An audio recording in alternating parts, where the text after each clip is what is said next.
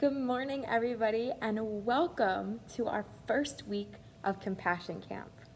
My name is Elspeth. Some of you may recognize me from previous Vacation Bible schools, and I also used to teach Sunday school before I went off to college. But for anybody new, I am so delighted to meet you, and I cannot wait for us to get to know each other better through this entire process. So, I was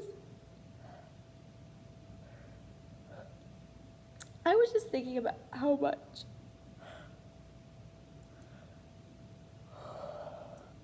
oh my goodness, excuse me, I must be a little sleepy.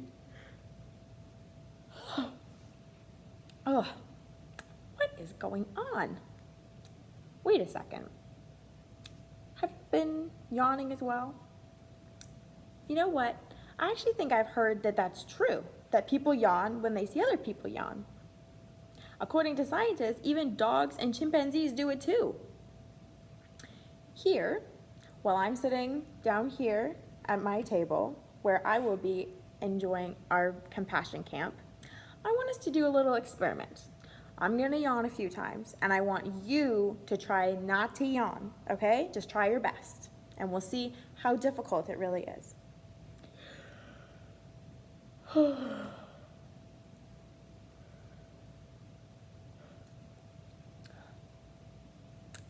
Did I get you that time?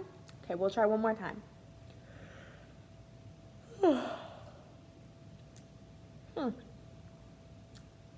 When you see someone yawn or laugh or cry, something in your brain responds because you know what it feels like to laugh and cry and like to be sad and to be sleepy in the case of yawning. And this is called empathy. And when we know what it's like to feel something, we become more compassionate toward one another. For example, if I see somebody step on a Lego, I feel compassion for them because I know how much that hurts. I can't feel it in the moment, but my brain reminds me of what that feels like. And then I feel that same kind of pain. If my compassion is strong, I would even offer to help you. That is what compassion is.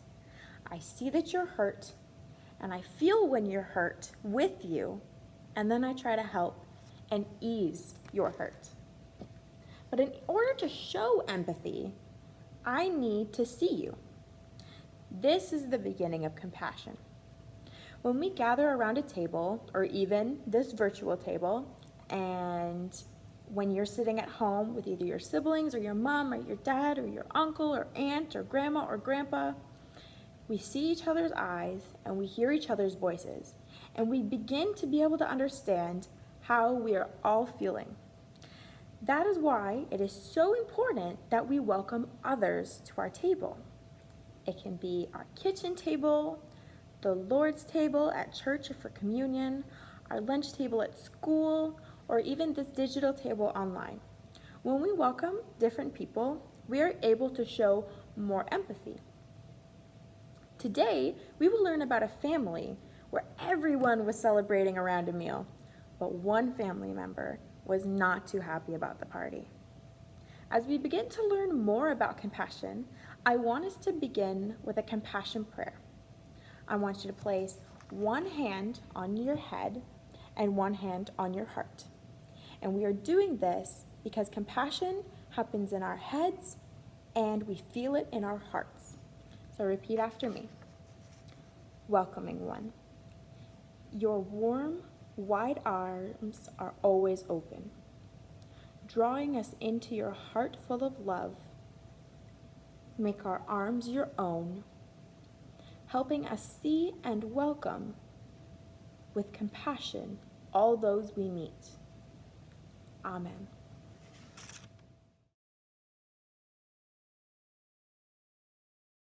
Now we are going to read our Bible story for this week. It's Luke 15, verses 11 to 32, and it's the father and the two brothers.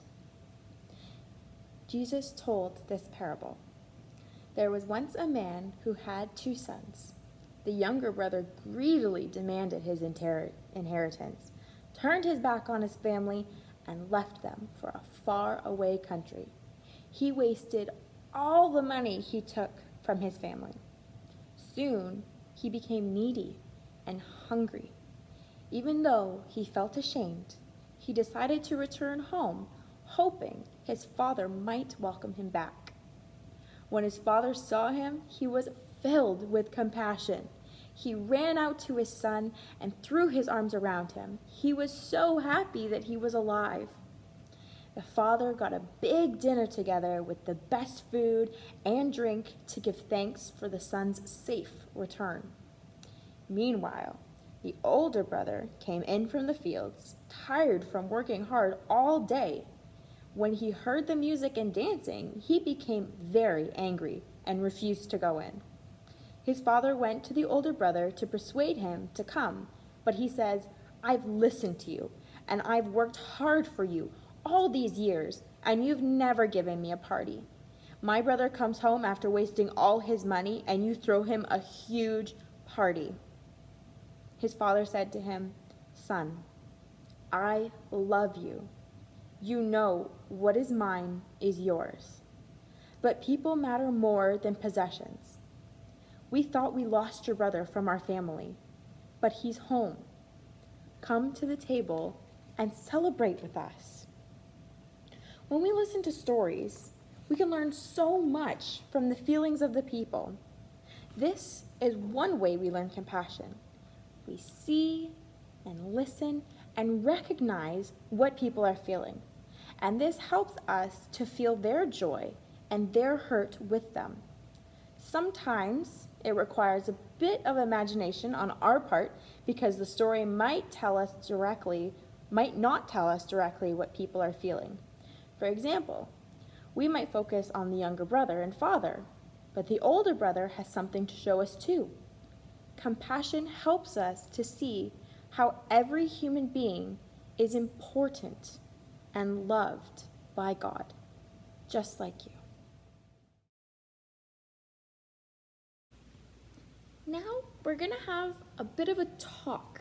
Well, I'm going to ask questions, and you can discuss them with whoever it is that you're with.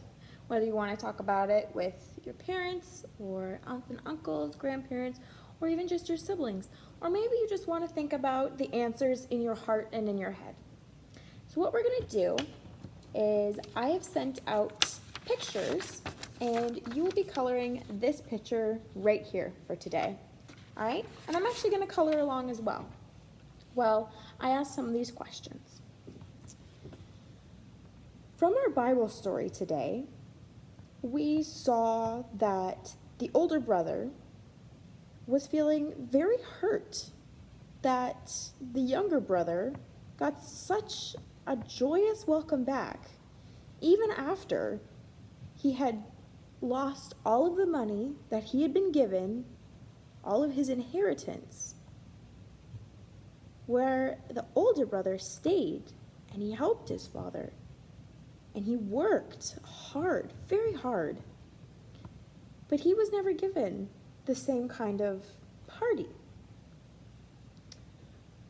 What do you think the father saw in his younger son coming home? Did you think that maybe what emotions was he feeling? Do you think maybe he was at first hurt? Or did you think he was just so happy to see his son that he forgot absolutely everything?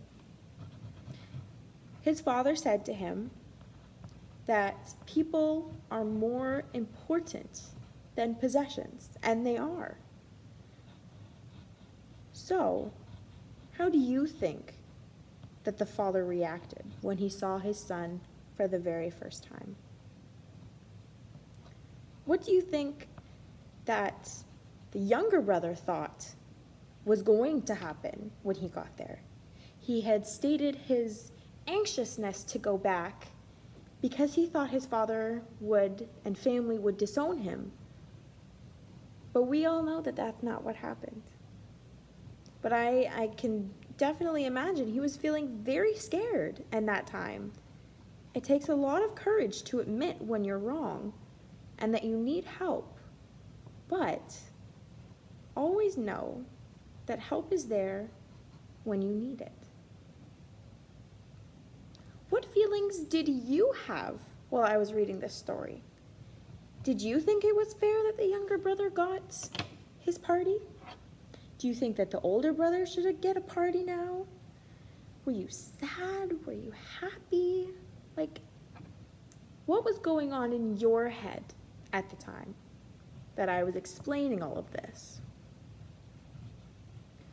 Who do you think in this story was showing compassion, as we were talking about earlier? And who do you think was receiving that compassion? Do you think that the older brother ever did go to the party? And if he did, do you think he sat down? Maybe talked to his brother? Maybe tried to reconcile or make up with him? Who do you think that you would have sat with? Do you think that he sat with his dad and his brother? If not, when do you think that they had their first meal together as a family again? I'm curious to know, who do you sit with at your dining room table? Who's there most of the time? And on special occasions, usually other family members come and take a seat with you. Whether you're having a party or you're just having maybe some grandparents over for dinner or something, who do you usually sit beside? And why do you sit beside them? Is it because you enjoy having conversations with them? What is it? And what do you talk about around your dining room table? Usually, we talk about how our day went. We say, oh yes, I had a great day today. I went to the park and I saw my friend and we had some lunch and I just had a really, really great day. And maybe someone at the table says that they had a bad day. Maybe they got hurt falling off of a swing, or they were just feeling kind of sad that day and they didn't know why, but they just weren't feeling like going to the park maybe. You can empathize with sometimes the fact that you also feel that way, and you try to help cheer them up in that moment, because it's important to be there for not just the people you love, but everyone around you. How do you welcome each other when someone has had a hard day and doesn't want to have dinner maybe? Do you ask them to sit with you? Do you want them to talk about it? Do you try maybe give them a hug? Maybe that makes them feel better. What is it that you usually do when you see somebody upset?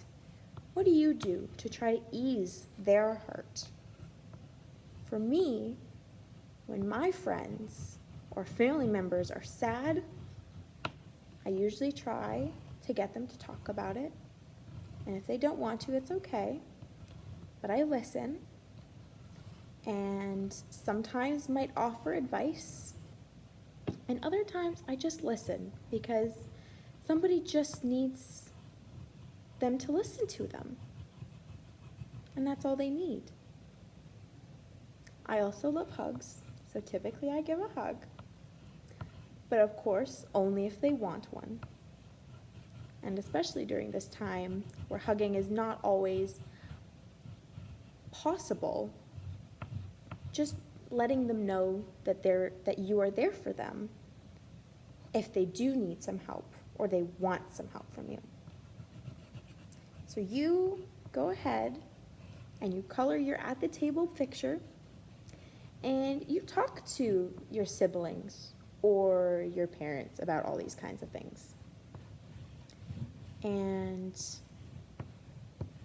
I hope that it is a very nice conversation that you are able to have around these kinds of questions, which are important questions to ask and to find out the answer of.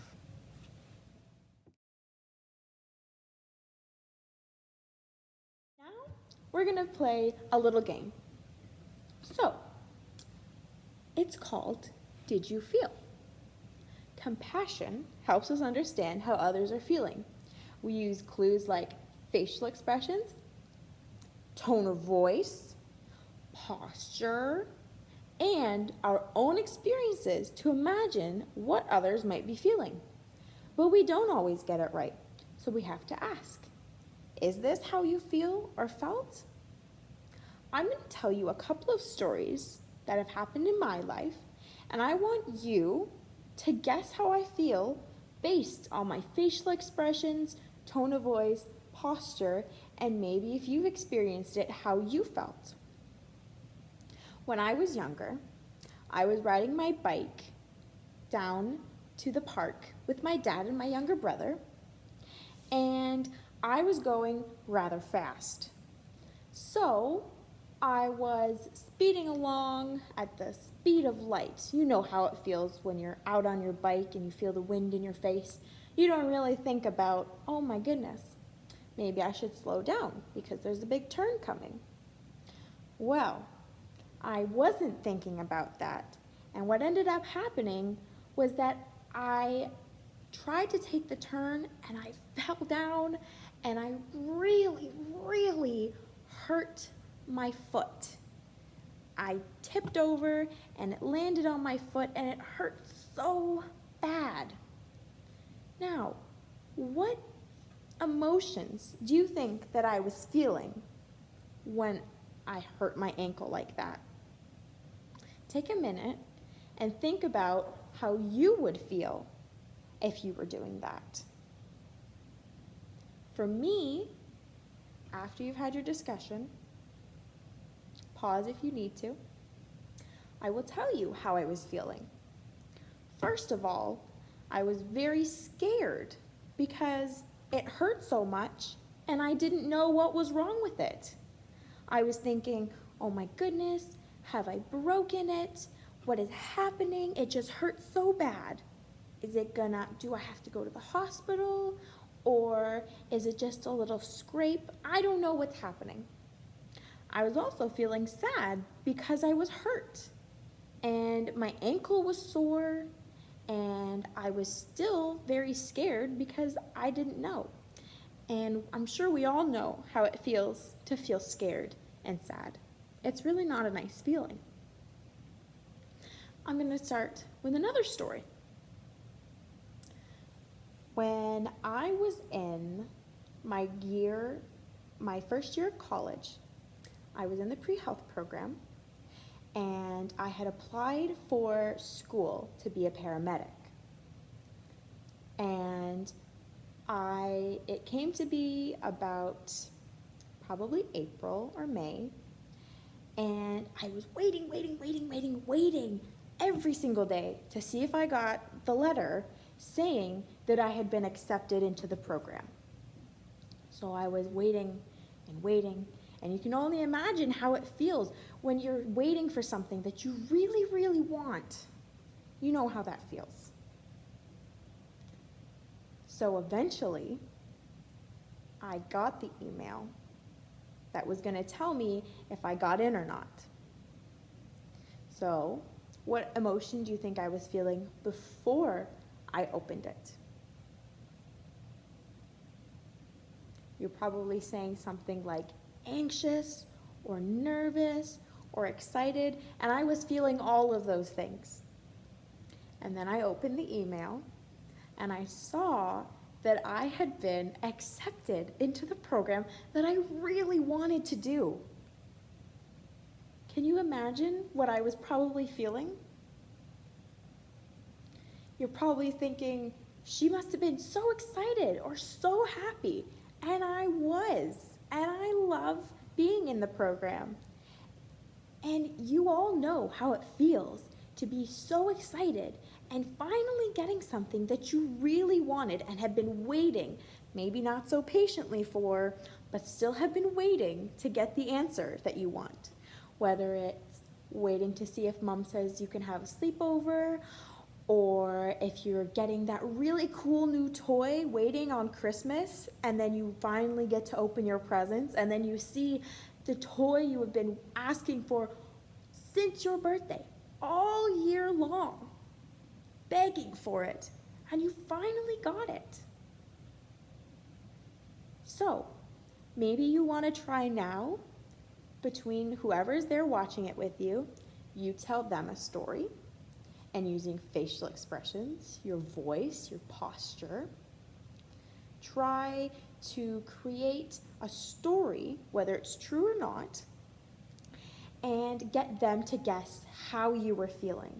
And then they can do it back to you, and you can practice being able to express how you're feeling through the facial expressions, voice, posture, etc., and learning how to recognize when somebody is happy or sad through their face and voice and posture.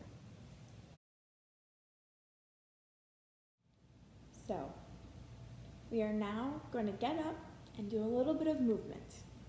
So I've got here a few yoga poses for us to do all together, so we can think about being one with our own bodies. So, we're going to sit on the floor with our legs crossed like this and take 3 deep and slow breaths.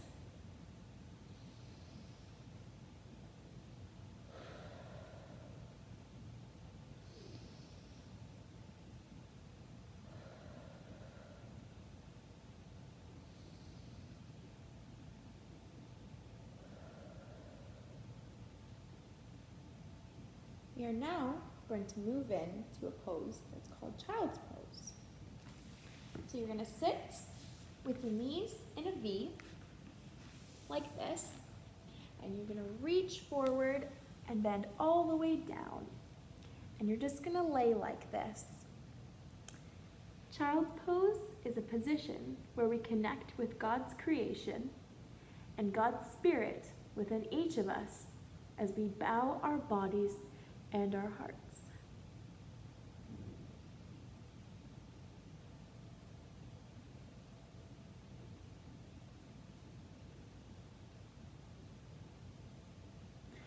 We are now going to come up from child's pose and move into tabletop pose.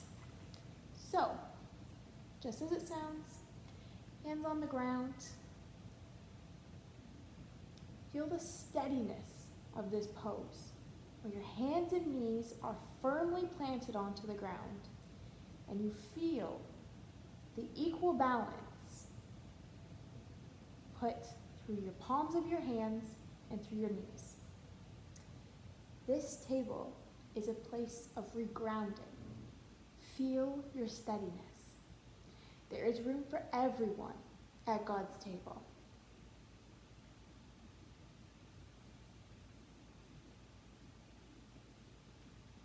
Now, from that position, we're going to move into downward dog.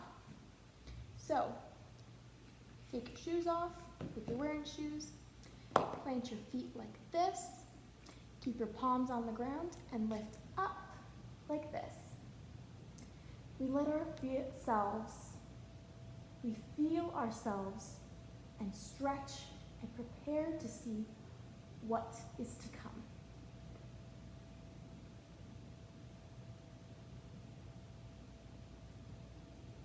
We're now going to bring our legs down up into a plank like this.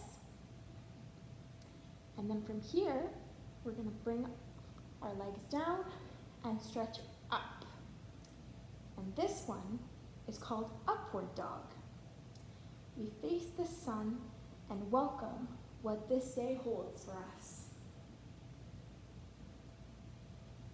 And just feel it stretching in your abdomen, and breathe deep. Now we're going to go back into downward facing dog.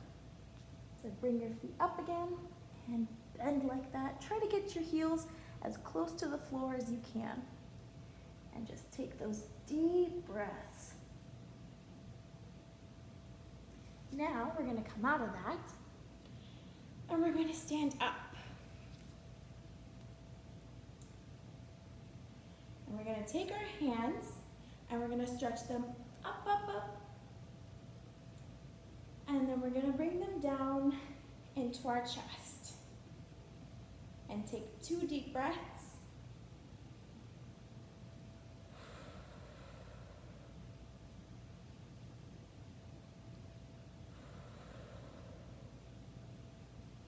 And end with the word Namaste.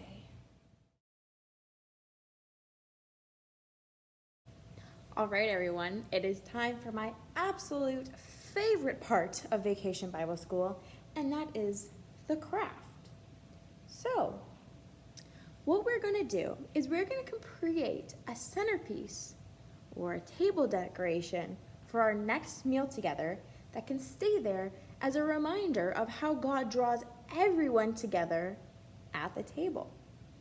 Now, this is going to be a little different because we're going to be using different things that we find at home, whatever we have available or wish to go out and purchase if families are able to do so.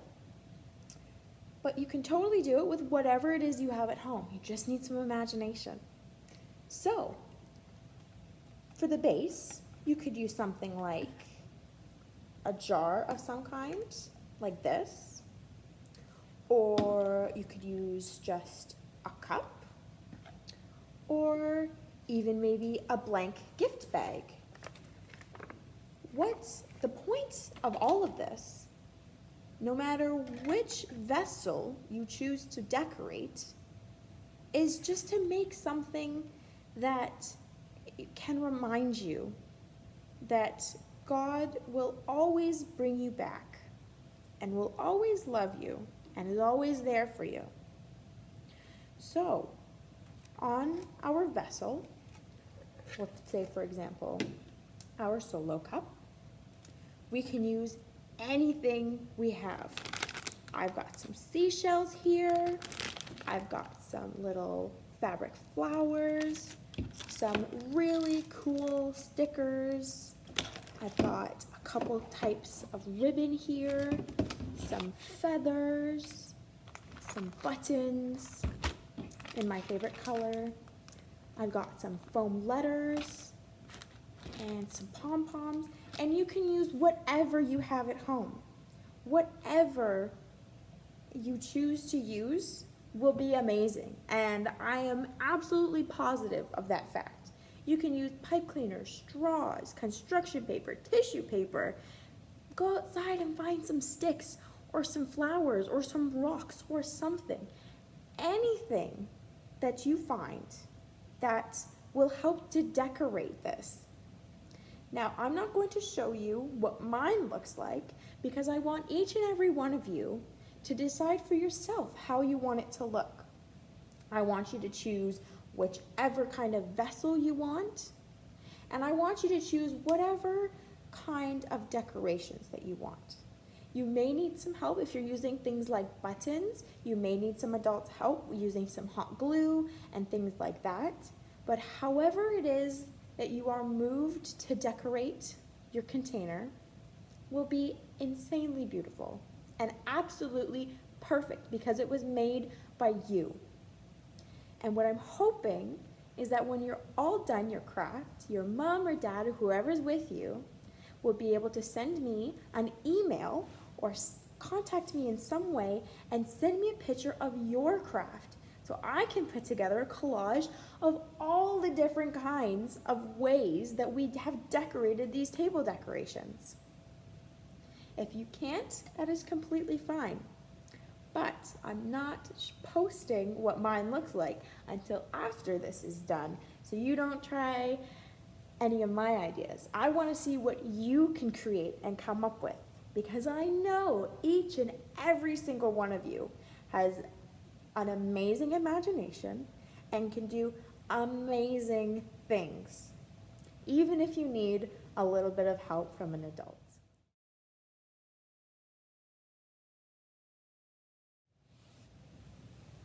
So, it has come to this portion of the video when we are finishing up. I know, I'm sad about it too. Today, we learned how the beginning of compassion is seeing. This is one of the most true and honest ways we live out God's compassion. When we really see when other people are sad, happy, lonely, scared, or hurt, we begin to feel it with them. That's our empathy. I want you to think about our time together this morning. Did you see, and actually for the rest of your day, think about, have I seen sadness today, or joy, or hurt, or any other kinds of things? Just try to figure out what the people around you are feeling. This is the beginning of compassion. Seeing what someone is feeling is the beginning. Then we use our empathy to feel what they feel. And if our compassion is strong, we offer to help. When we see and welcome each other, we make ourselves open to God's spirit of kindness. Now, we have got a mosaic that we are putting together for this. And what I've done is I have sent out an email to all of our parents, and they've got the mosaic for themselves.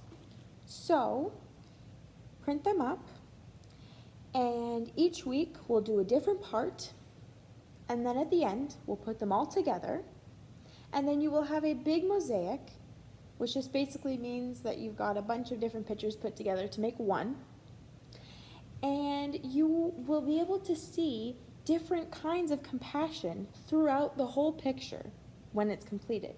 You can even do it in the specific square that you're doing that week. So, we saw how when we gather together around a table, even this one, we can see and feel the emotions that are present around the table with your parents or siblings or whomever you're with. In our Bible story today, the father saw and welcomed his younger son. He showed compassion when he saw his son's shame and sadness. The father welcomed him back home with open arms. But sometimes we forget the father also showed compassion to the older brother by seeing his hurt and frustration.